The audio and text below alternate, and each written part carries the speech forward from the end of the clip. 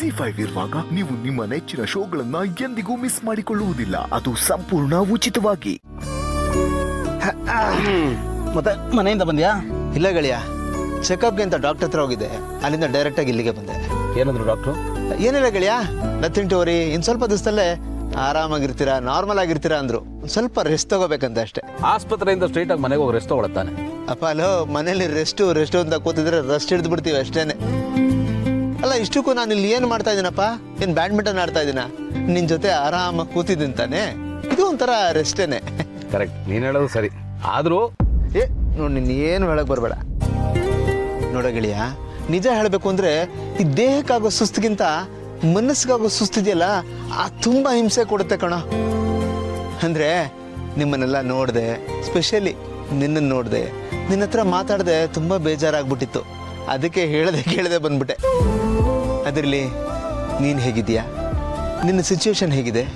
ನನ್ನ ಸಿಚುವೇಶನ್ ನನಗೇನಾಗಿದೆಯೋ ಅದೇನಪ್ಪ, ಸತ್ಯ ಹೇಳಿದ್ನಲ್ಲ, ಅದಾದ್ಮೇಲೆ ಏನೇನಾಯ್ತು? ಏನ್ ಬೆಳವಣಿಗೆ ಆಯ್ತು? ಏನ್ ಡಿಸಿಷನ್ ತಗೊಂಡೆ? ಜಯದೇವ್ ಹತ್ರ ಏನಾದ್ರು ಮಾತಾಡ್ದೇನೋ? ಮಾತಾಡ್ದೆ. ಬೇರೆ ಏನಾದರೂ ಡಿಸಿಷನ್ ತಗೊಳ್ಳೋದಕ್ಕೆ ನನ್ನ ಸೆಂಟಿಮೆಂಟ್ ಕಟ್ ಆಗ್ತಾ ಇದೆ. ತಪ್ಪಾಗಿರೋದು ಕಣ್ಣು ಕಾಣಿಸ್ತಾ ಇದೆ, ಈ ಬುದ್ಧಿಗೆ ಅರ್ಥ ಆಗ್ತಾ ಇದೆ, ಆದರೆ ಮನಸ್ಸು ಒಪ್ಕೊಳ್ಳೋದಕ್ಕೆ ತಯಾರಿಲ್ಲ. ತಮ್ಮ ಅನ್ನೋ ಸೆಂಟಿಮೆಂಟು ಎಲ್ಲೋ ಮೂಲೆಯಲ್ಲಿ ಸ್ಟ್ರಾಂಗ್ ಆಗಿ ಅಡ್ಕೊಂಡು ಕೂತ್ಕೊಂಡ್ಬಿಟ್ಟಿದೆ ಕಣ. ಅದಕ್ಕೆ ಅವನಿಗೆ ಬೈದು ಬುದ್ಧಿ ಹೇಳಿ ತಿದ್ಕೊಳ್ಳೋದಕ್ಕೊಂದು ಕೊನೆ ಅವಕಾಶ ಕೊಟ್ಟಿದ್ದೇನೆ. ಅಲ್ಲ ಕಣೋ ಗೆಳೆಯ, ಅವ್ನು ತಿದ್ಕೋತಾನೆ ಅಂತ ಅನ್ಸುತ್ತಾ? ಖಂಡಿತ ಬದಲಾಗ್ತಾನೆ ಕಣ. ಈ ಪ್ರೀತಿ ಅನ್ನೋದಿದೆಯಲ್ಲ, ಅದು ಕಲ್ಲು ಮನಸ್ಸನ್ನ ಕರಗಿಸುತ್ತೆ, ಎಂಥ ಮನುಷ್ಯನು ಬದಲಾಯಿಸುತ್ತೆ. ಅದಕ್ಕೋಸ್ಕರನೇ ಅವನಿಗೆ ನೀನು ಆಫೀಸಿಗೆ ಬರೋದು ಬೇಡ, ಮನೇಲೇ ಇದ್ದು ಮಲ್ಲಿ ನೋಡ್ಕೊ ಅಂತ ಹೇಳಿದ್ದೀನಿ.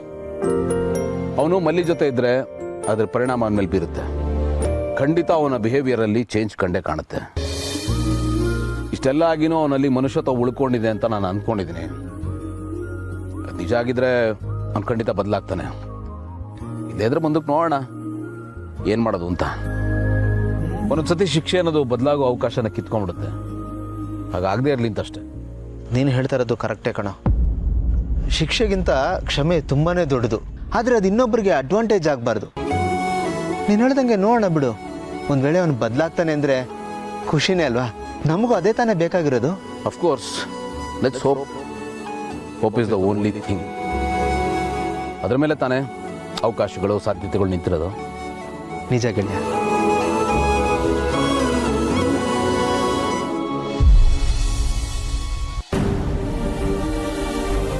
Apeksha, what's your problem? ಯಾಕೆ ಸುಮ್ಮನೆ ನನ್ನ ಬ್ಲೇಮ್ ಮಾಡ್ತಾ ಇದ್ದೀರಾ? ನಾನು ಏನು ಮಾಡಿದೆ? ಇದೇ ನಿಮ್ ಪ್ರಾಬ್ಲಮ್. ನೀವ್ ಏನ್ ಮಾಡಿದ್ರಿ ಅಂತಾನೆ ನಿಮಗ್ ಗೊತ್ತಿರಲ್ಲ. ಏನು ಆಗೇ ಇಲ್ಲ ಅನ್ನೋ ತರ ಆರಾಮಾಗಿದ್ಬಿಡ್ತೀರಾ. ಸ್ವಲ್ಪ ನನ್ ಜಾಗದಲ್ಲಿ ನಿಂತ್ಕೊಂಡು ನೋಡಿ ಪಾರ್ಥ, ನನ್ ಕಷ್ಟ ಏನು ಅಂತ ಅರ್ಥ ಆಗತ್ ನಿಮ್ಗೆ.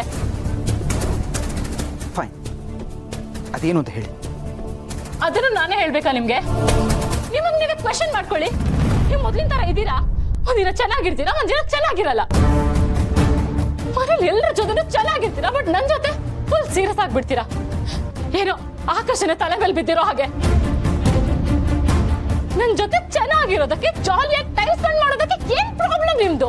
ಗಾಡ್, ಯಾಕೊಂದು ಸಣ್ಣ ವಿಷಯನ ಇಷ್ಟು ದೊಡ್ಡದು ಮಾಡ್ತಾ ಇದ್ದೀರಿ? ನೋಡಿ, ಆ ಥರ ಎಲ್ಲ ಏನೂ ಆಗಿಲ್ಲ. I am fine. ಓ, ಏನೂ ಇಲ್ಲ ಅಲ್ವಾ ಪಾರ್ಥ? ನಾನ್ ನೋಡ್ತಾ ಇರೋದು ನಿಮ್ಮನ್ನ. ಮೊದ್ಲಿದ್ದ ಪಾರ್ಥನೇ ಬೇರೆ, ನೀವೇ ಬೇರೆ. ನಿಮ್ಮಿಬ್ರು ಮಧ್ಯೆ ತುಂಬಾನೇ ಡಿಫ್ರೆನ್ಸ್ ಇದೆ. ನಿಮ್ಮನ್ನ ಲವ್ ಮಾಡಿ ಬೇರೆ ಯಾವ್ದೋ ವ್ಯಕ್ತಿನ ಮದುವೆ ಆಗಿರೋ ಫೀಲ್ ಆಗ್ತಿದೆ ನನಗೆ. ಅಷ್ಟು ಚೇಂಜ್ ಆಗಿದ್ದೀರಾ ನೀವು. ನಾನ್ ಪ್ರೀತಿ ಮಾಡಿದ ಪಾರ್ಥ ಹೀಗಿರ್ಲಿಲ್ಲ. ಮದುವೆ ಆಗಿದ್ದು ಏನೋ ದೊಡ್ಡ ಟ್ರಾಜಿಡಿ ಆಗಿರೋ ತರ ಇರ್ತೀರಾ. ಎಷ್ಟು ಬೇಜಾರಾಗುತ್ತೆ ಗೊತ್ತಾ ಪಾರ್ಥ? ಈ ಸೌಭಾಗ್ಯಕ್ಕೆನ ನಾನು ನಿಮ್ಮನ್ನ ಪ್ರೀತಿ ಮದುವೆ ಆಗಿದ್ದು.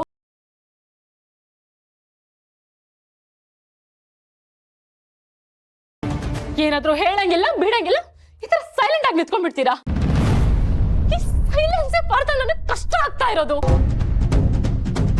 ಏನಾದ್ರೂ ಮಾತಾಡಿ, ಯಾಕೆ ಈ ತರ ಸೈಲೆಂಟ್ ಆಗಿ ಸುಮ್ಮನೆ ನಿಂತ್ಕೊಂಡಿದ್ದೀರಾ? ಏನು ಅಂತ ಮಾತಾಡಿ. ಎಲ್ಲದೂ ನೀವೇ ಮಾತಾಡದೇ ಇರಲ್ಲ. ಸೊ ನಿಮ್ಮ ಹತ್ರ ಏನೇ ಮಾತಾಡಿದ್ರು ಇಟ್ಸ್ ಯೂಸ್ಲೆಸ್. ಅಂದ್ರೆ ನಾನು ಹೀಗೆ ಮಾತಾಡ್ತಿದ್ದೀನಿ ಅಂತ ನೀವು ಸುಮ್ಮನೆ ಎದ್ಬಿಡ್ತೀರಾ? ಓ, ಏನೂ ಯೂಸ್ ಇಲ್ವಾ? ಅಂದ್ರೆ ನನ್ನ ಮಾತಿಗೆ ಬೆಲೆ ಇಲ್ಲ ನಿಮ್ಗೆ. ಅಲ್ಲ, ಯಾಕೆ ಈ ಥರ ಮಾತಾಡ್ತಾ ಇದ್ದೀರಾ? ನೋಡಿ ನೀವು ಈ ಥರ ಮಾತಾಡಿದ್ರೆ ನಾನು ಹೇಗೆ ರಿಯಾಕ್ಟ್ ಮಾಡಲಿ? ಆ ಥರ ಎಲ್ಲ ಏನೂ ಆಗಿಲ್ಲ. I'm just fine. ಅದು ನೀವ್ ಹೇಳೋದಲ್ಲ, ನನಗನ್ಸ್ಬೇಕು. ಆ ತರದೊಂದು ಫೀಲ್ ಅನ್ನ ನೀವು ನನಗ್ ಕೊಡ್ಬೇಕು. ಓಕೆ, ನೀವು ಫೈನ್ ಆಗಿದ್ದೀರಾ ಅಂತ, ಬಟ್ ನನಗೆ ಆಗ ಅನಿಸ್ತಾ ಇಲ್ವಲ್ಲ. You are not at all fine ಅಂತ ಅನಿಸ್ತಿದೆ ನನಗೆ. ನೋಡಿ, ನೀವು ನನ್ನ ಸುಮ್ಮನೆ ಬ್ಲೇಮ್ ಮಾಡಬೇಡಿ. ನಾನು ಸುಮ್ಮನೆ ಇರೋದಿಲ್ಲ. ಯಾವ ಚೇಂಜ್ ಬಗ್ಗೆ ಮಾತಾಡ್ತಾ ಇದ್ದೀರಾ ನೀವು? ಫಸ್ಟು ನಿಮ್ಮನ್ನು ನೀವು ನೋಡ್ಕೊಳ್ಳಿ, ಇಷ್ಟು ಚೇಂಜ್ ಆಗಿದ್ದೀರಾ. ನೀವು ನಿಮ್ಮ ಬಿಹೇವಿಯರು, ನಿಮ್ಮ ಬಾಡಿ ಲ್ಯಾಂಗ್ವೇಜ್ ಎಲ್ಲದೂ ಚೇಂಜ್ ಆಗೋಗಿದೆ. ಒಟ್ಟಲ್ಲಿ ನೀವೇ ಚೇಂಜ್ ಆಗೋಗಿದ್ದೀರಾ.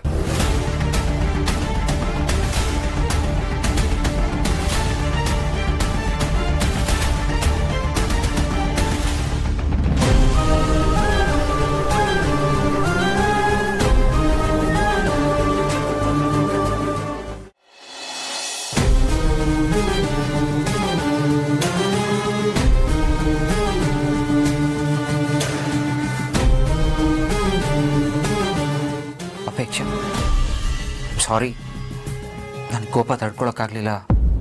ಅದಕ್ಕೆ ನಾನು ನಿಮ್ಮ ಜೊತೆ ರೂಢಾಗಿ ಮಾತಾಡ್ಬಿಟ್ಟೆ. I'm really sorry.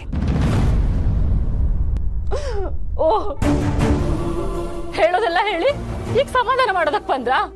ನೀವು ಸಾರಿ ಕೇಳಿದ್ರೆ ನಾನು ಕರ್ಗೋಗ್ಬಿಡ್ತೀನಾ? ಯಾಕೆ ಇಷ್ಟೊಂದು ರೈಸ್ ಆಗ್ತಾ ಇದ್ದೀರಾ?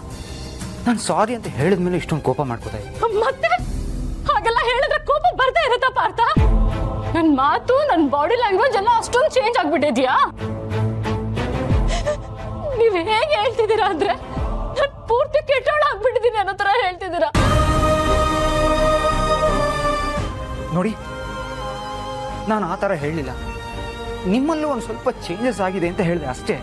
ಸುಮ್ನೆ ಹೇಳೋದೆಲ್ಲ ಹೇಳಿ ಬೆಣ್ಣೆ ಹಚ್ಚೋದಕ್ ಬರ್ಬೇಡಿ ನೀವೀಗ. ನನಗ್ ಗೊತ್ತು ನೀವ್ ಯಾವ ಅರ್ಥದಲ್ಲಿ ಹೇಳಿದೀರಾ ಅಂತ.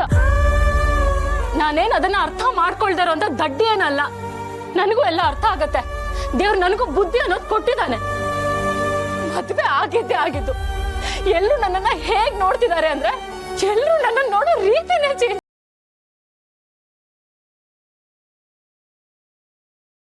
ಮಾತಾಡಿಸ್ತಾ ಇಲ್ಲ. ನಾನೊಬ್ಳು ಇದ್ದೀನಿ ಅನ್ನೋದನ್ನ ಮರ್ತು ಬಿಟ್ಟಿದ್ದಾರೆ ಅನ್ಸುತ್ತೆ. ಆ ಕಡೆ ಅಣ್ಣ ಅತ್ತಿಗೆನೂ ನಮಗ್ ಸಪೋರ್ಟ್ ಮಾಡ್ಲಿಲ್ಲ. ಆದ್ರೆ ನಾನು ನಿಮ್ ಜೊತೆ ಬಂದೆ. ಯಾಕೆ ಹೇಳಿ? ನೀವಿದ್ದೀರಾ ಅನ್ನೋ ಧೈರ್ಯಕ್ಕೆ.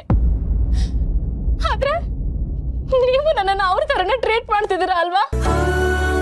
ನಾವ್ ಯಾರನ್ನ ನಂಬಿರ್ತೀವೋ, ಯಾರ ಮೇಲೆ ಡಿಪೆಂಡ್ ಆಗಿರ್ತೀವೋ ಅವರೇ ನಮ್ಗೆ ಈ ತರ ಮಾಡ್ಬಿಟ್ರೆ ಮನ್ಸಿಗೆ ಎಷ್ಟು ಕಷ್ಟ ಆಗುತ್ತೆ ಗೊತ್ತಾ ನಿಮ್ಗೆ? ಹೇಳಿ ಪಾರ್ಥ, ಯಾಕೆ ಹೀಗ್ ಮಾಡ್ತಿದ್ದೀರಾ ನೀವು? ನಾನು ಎಲ್ಗ್ ಹೋಗ್ಲಿ, ಏನ್ ಮಾಡ್ಲಿ? ಪ್ಲೀಸ್ ಕಣ್ರಿ, ಸಮಾಧಾನ ಮಾಡ್ಕೊಡಿ. ನೋಡಿ, ಯಾರಾದ್ರೂ ನೋಡಿದ್ರೆ ನಮ್ಗೆ ಕಷ್ಟ ಆಗ್ಬಿಡುತ್ತೆ. ಅದ್ರಲ್ಲೂ ನಾವು ಈಗಷ್ಟೇ ಮದುವೆ ಆಗಿದೀವಲ್ವಾ? ಪ್ಲೀಸ್ ಅರ್ಥ ಮಾಡ್ಕೊಳ್ಳಿ, ಪ್ಲೀಸ್. ನಾನೇನ್ ಅರ್ಥ ಮಾಡ್ಕೊಳ್ಳೋದು? ಫಸ್ಟ್ ನೀವ್ ಅರ್ಥ ಮಾಡ್ಕೊಳ್ಳಿ. ನನ್ ಸ್ವಂತ ಯಾಕೆ ಅರ್ಥ ಆಗ್ತಿಲ್ಲ ಪಾರ್ಥ ನಿಮ್ಗೆ? ನೀವು ಎಲ್ಲಾರ ತರನೇ ಬಿಹೇವ್ ಮಾಡ್ತಿದ್ದೀರಾ. ಅಪೇಕ್ಷಾ, ಪ್ಲೀಸ್ ಅಳ್ಬೇಡಿ, ಪ್ಲೀಸ್ ಸಮಾಧಾನ ಮಾಡ್ಕೊಳ್ಳಿ. ಓಕೆ, ನೀವು ಹೇಳ್ದಾಗ ನಾನು ಇರ್ತೀನಿ. ಓಕೆ, ಈಗ ಪ್ಲೀಸ್ ಸಮಾಧಾನ ಮಾಡ್ಕೊಳ್ಳಿ, ಪ್ಲೀಸ್.